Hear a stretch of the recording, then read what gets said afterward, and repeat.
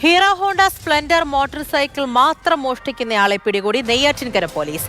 വാഹന മോഷണ കേസിൽ ജയിലിൽ നിന്ന് ഇറങ്ങിയതിന് 2ാം ദിവസമാണ് പ്രതി വീണ്ടും പോലീസിന്റെ പിടിയിലായത്.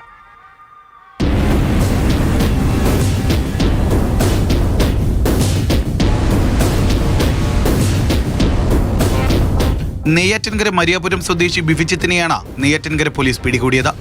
മറ്റൊരു വാഹനമോഷണ കേസിൽ ജയിലിലായിരുന്ന പ്രതി 1-ാം തീയതിയാണ് ജയിലിൽ നിന്ന് പുറത്തിറങ്ങിയത്.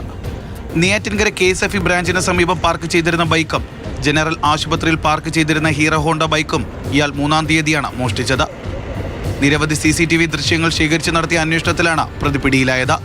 തിരക്കേറിയ സ്ഥലങ്ങളിലും റോഡ് വശത്തും പാർക്ക് ചെയ്യുന്ന വാഹനങ്ങളും ആരാധനാലയങ്ങൾക്ക് പുറത്ത് സൂക്ഷിക്കുന്ന ഹീറോ ഹോണ്ട ബൈക്കുകളും മാത്രം മോഷ്ടിക്കുന്നതാണ് പ്രതിയുടെ രീതി. മോഷ്ടിക്കുന്ന ബൈക്കുകൾ വിറ്റുകിട്ടുന്ന പണം ആഡംബര ജീവിതത്തിനാണ് ചെലവഴിക്കുന്നതെന്നാണ് പോലീസ് പറയുന്നത്. നെയ്യാറ്റിൻകര SHO SB പ്രവീണിന്റെ നേതൃത്വത്തിൽ SA ആശിഷും സംഘവുമാണ് പ്രതിയെ പിടികൂടിയത്. കോടതിയിൽ ഹാജരാക്കിയ പ്രതിയെ റിമാൻഡ് ചെയ്തു.